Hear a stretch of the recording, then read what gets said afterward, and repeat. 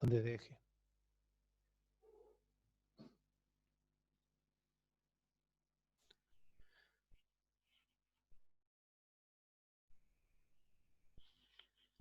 Bueno.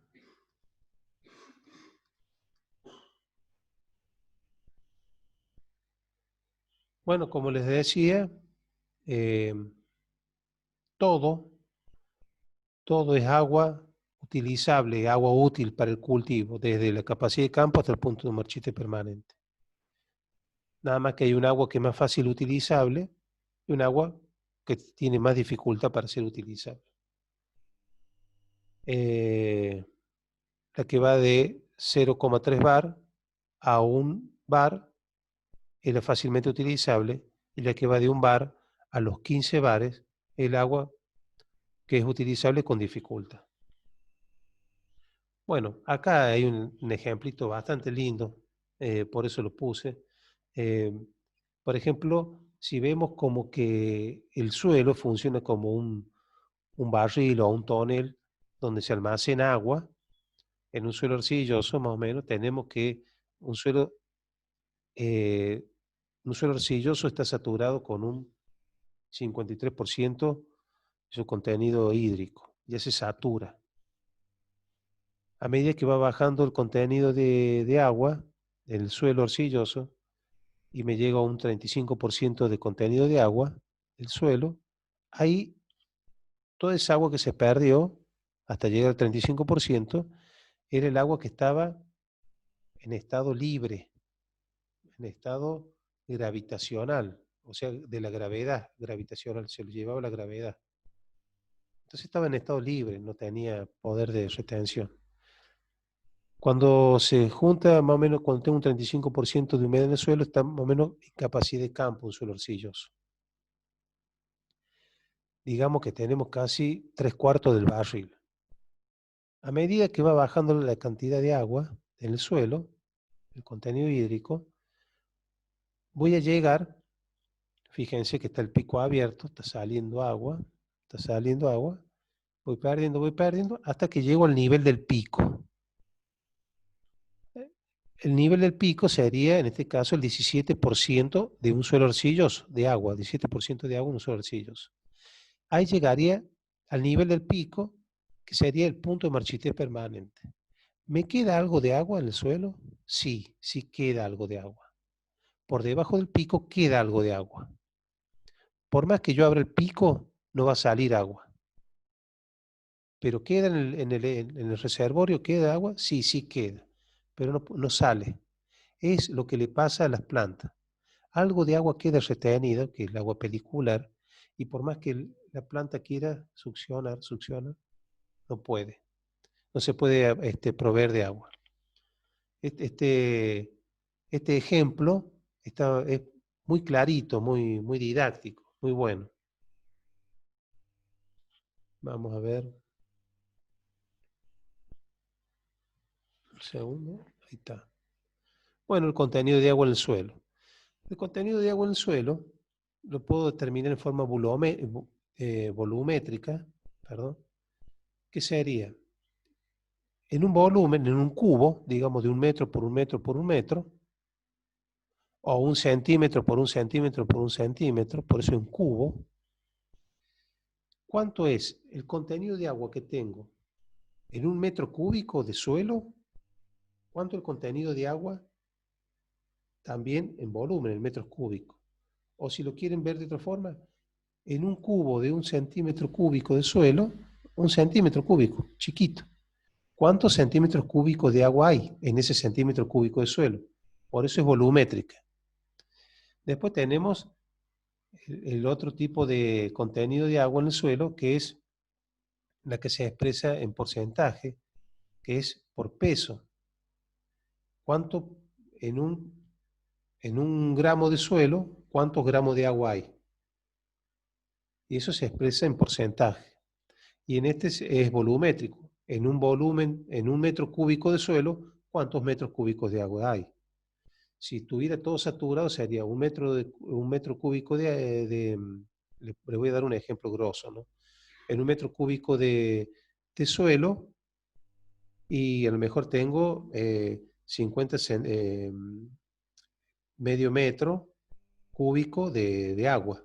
La mitad sería suelo y la mitad sería agua. Bueno, ahí estaría todos los poros saturados en ese metro cúbico, la mitad es suelo y la mitad son poros. Ahí tendría todos los poros saturados con agua. Entonces sería en un metro cúbico de suelo tener medio metro cúbico de agua. Estaría todos los poros cubiertos con agua, como está en el ejemplo ese. Entonces tenemos dos formas de agua, la volumétrica y la gravimétrica. La gravimétrica es peso por peso. En un kilo de suelo, ¿cuántos kilos de agua? O en 100 gramos de suelo, ¿cuántos gramos de agua? Y la volumétrica es lo que está en la figura, como yo les decía, centímetros cúbicos de suelo sobre centímetros cúbicos de agua. Bueno, acá empezamos a ver cómo de poquito de ir metiéndonos lo que va a ser la curva característica de humedad, cómo va a ser la curva de contenido hídrico de agua en el suelo. Acá vamos a hablar está relacionado con la porosidad y el contenido hídrico. Ustedes ven que en el eje de las I tenemos un suelo saturado, entonces tenemos agua, totalmente los poros están cubiertos con agua. Vemos que está todo pintado de celeste, en un suelo saturado, todos los poros con agua. A medida que va bajando el contenido hídrico del suelo y voy llegando a tita, capacidad de campo, entonces vemos que se va perdiendo agua y ya tengo algo de poro liberado. Ve que ya tengo una franjita ahí blanca, que un poco los poros, los poros se liberaron del agua y ya empieza a ser ocupado por aire. A medida que va disminuyendo el contenido hídrico y el potencial va aumentando, hay mayor potencial de retención, hasta llegar al punto de marchite permanente, ustedes van a ver que tengo casi todo el poro ocupado por aire y muy poquito con agua.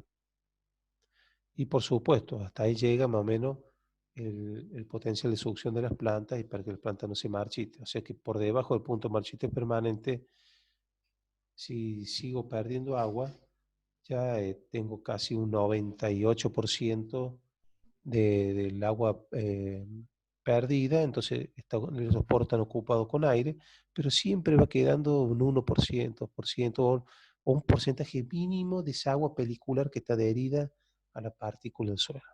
Nunca se seca del todo el suelo.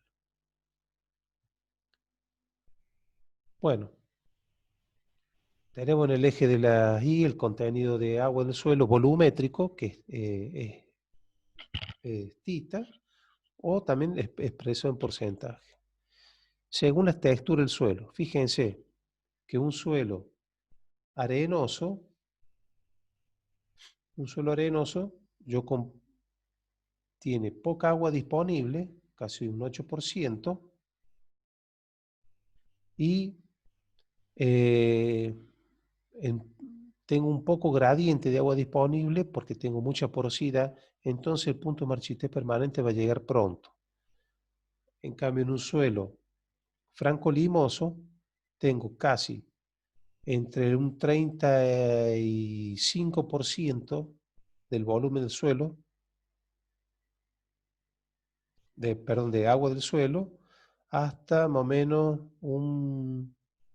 para el franco limoso estoy hablando, hasta un 10%, de un 35 a un 10% tengo agua disponible del contenido hídrico. Por debajo de eso ya empieza, por debajo de 10 ya tengo punto de marchite permanente. Mientras que en el arenoso tengo, le vuelvo a repetir, tengo 8, un margen de 8 a 5, a 4 porcentaje de agua del suelo disponible. Y ahí nomás, por debajo de eso ya entro en punto de marchite permanente. Y en un suelo arcilloso, ¿qué pasa el suelo arcilloso? Tengo también un comportamiento parecido al franco limoso, pero el diferencial del punto de marchitez permanente, entre el punto de marchitez permanente y la capacidad de campo, que estaría en un suelo arcilloso aproximadamente unos 36, 37%, y el punto de marchitez permanente, que es la línea verde, me llegaría más o menos a unos 20. Ese diferencial es el agua disponible, pero entro en punto de marchitez permanente con mayor porcentaje de volumen que un suelo franco arcilloso. Un suelo franco arcilloso entraría en punto de marchitez permanente casi con 16 y en un suelo arcilloso con 20. ¿A qué se debe eso? Y se debe a que también se va, se va utilizando el agua disponible y los poros, al ser más chicos y tener mayor potencial de retención, las arcillas hacen de que tampoco la libere tan fácil a las moléculas de agua. Por eso es que, por más que tenga agua, puedo entrar en punto de marchitez permanente en un suelo arcilloso, antes que en un suelo franco limos. Bueno, otro factor que hay que tener en cuenta es la densidad aparente de un suelo. ¿Qué es la densidad aparente del suelo? Bueno, es el peso del suelo seco, de una muestra de suelo, sobre el volumen del cilindro. El cilindro que sería, por ejemplo, el barreno, o un cilindro que yo voy a tener de tanto de profundidad, 17 centímetros, 10 centímetros de profundidad, por tanto de diámetro. Bueno, ese cilindro se clava en el suelo, se saca esa muestra de suelo y va a estufa. Primero se lo pesa. ¿Cuánto pesa el suelo? Toda la muestra del suelo que saque. Póngale 10 gramos. Lo llevo a estufa. Durante 48 horas lo estoy secando. Cuando lo saco, vuelvo a pesar y me pesa 8 gramos. Lo mando a estufa, lo peso, lo tengo un tiempito ahí. Cuando lo saco, vuelvo a pesar y me dice 7 gramos. A medida que yo lo tengo que mandar de nuevo a estufa, cuando yo lo saco de la estufa, si me dice 7 gramos, quiere decir que ya se evaporó todo el agua que se tenía que secar y evapora.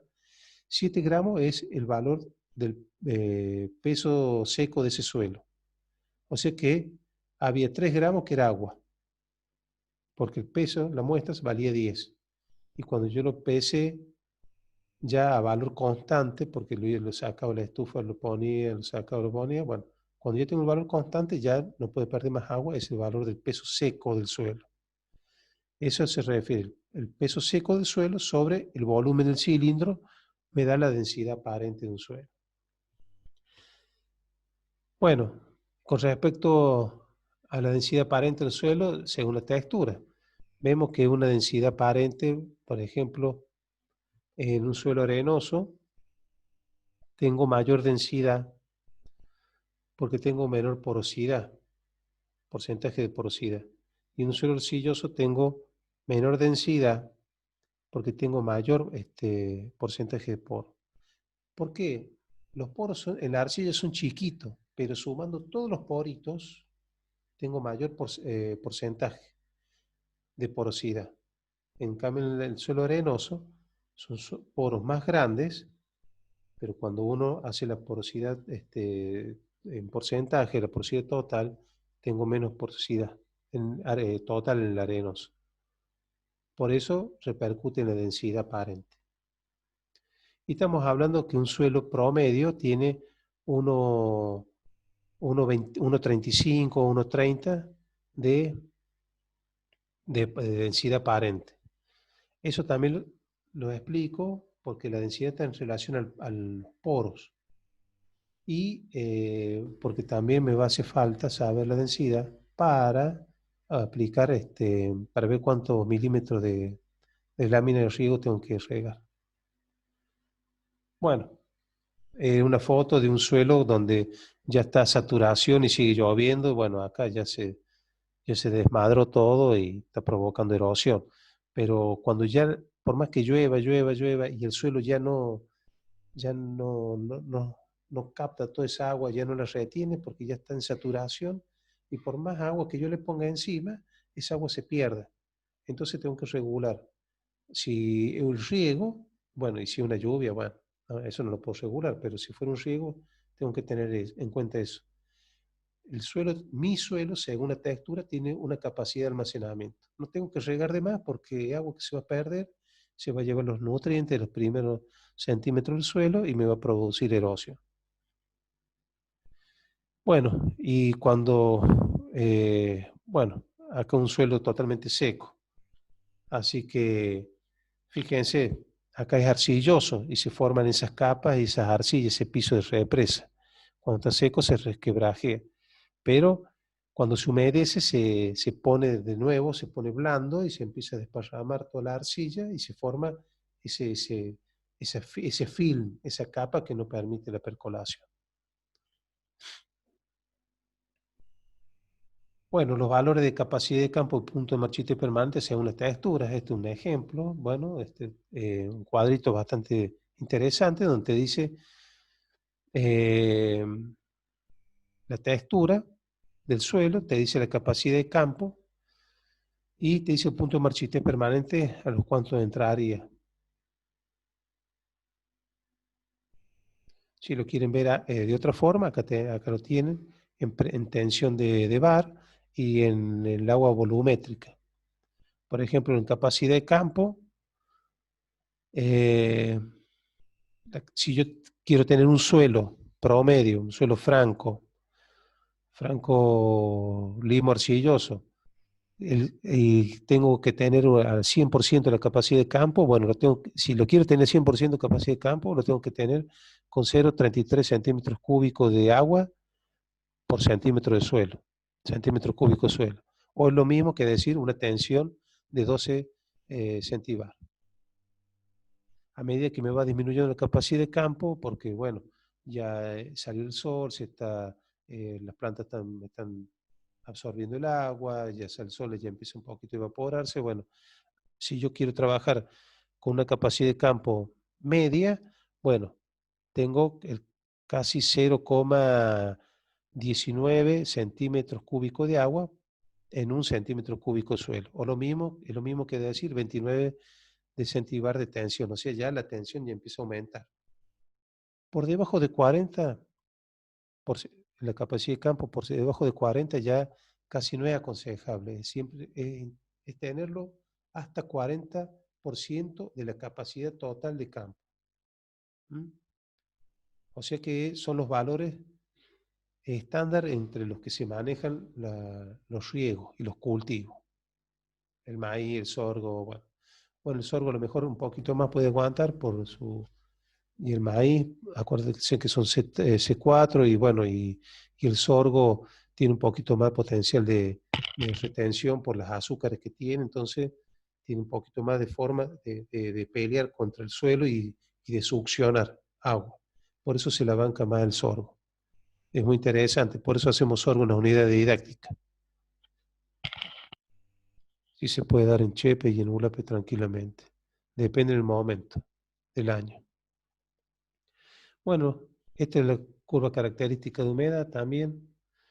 El punto de marchitez permanente, perdón, el potencial mátrico, o sea, el potencial de la matriz del suelo, el potencial del suelo de retención en el eje de las Y y en el eje de las X, el contenido de agua en el suelo. Entonces, vemos que a medida que aumenta la capacidad de agua del suelo, para un suelo, por ejemplo, arcilloso,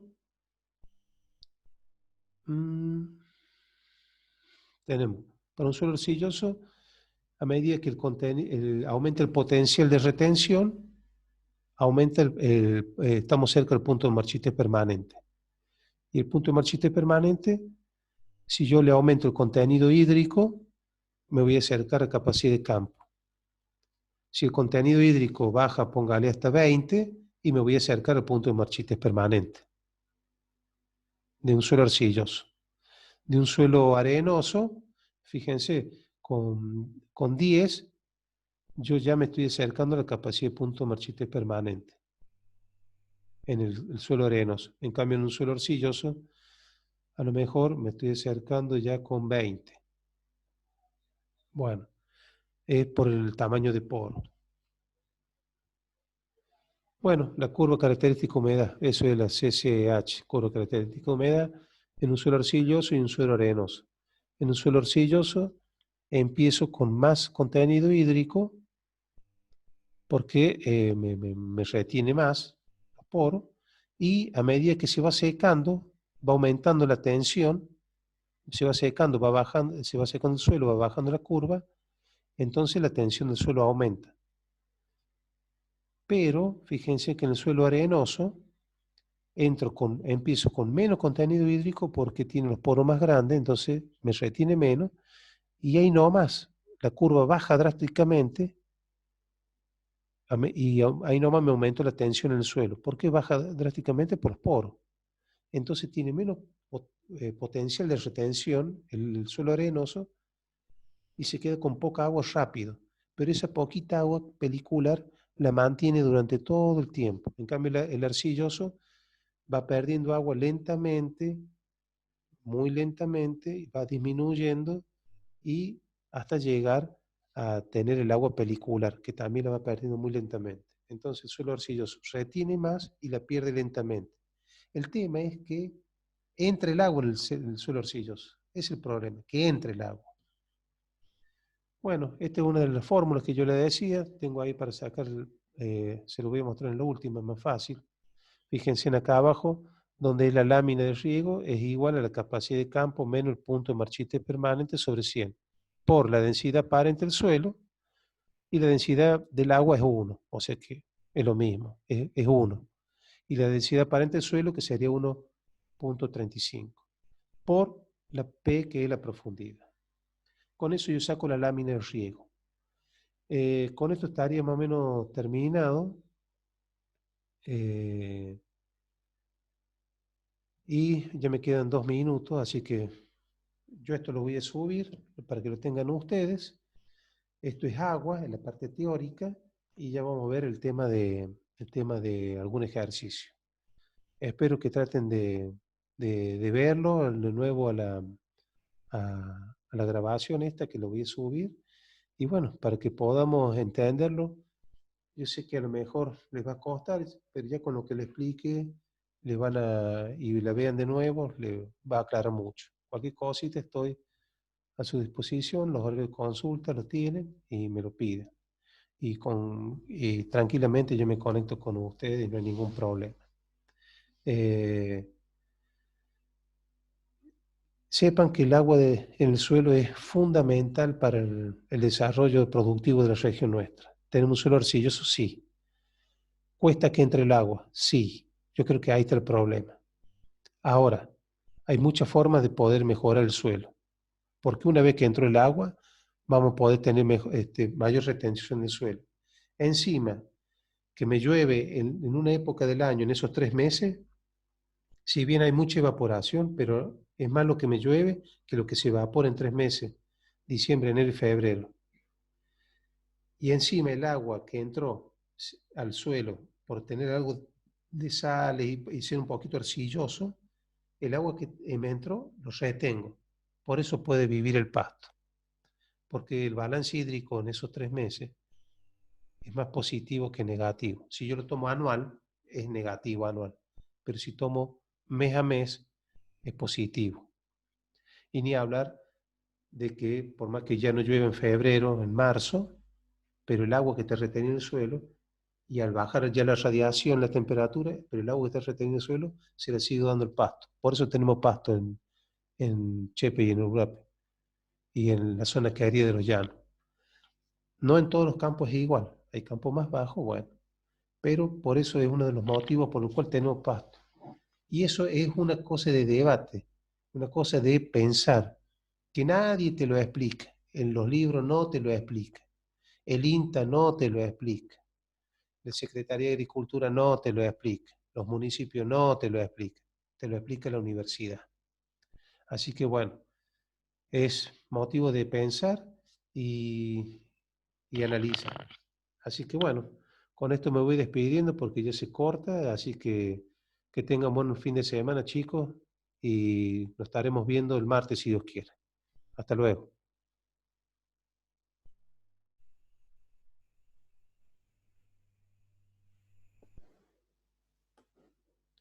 Chao, chao. Chao, profe. Chao, Chao, profe. chao, chao.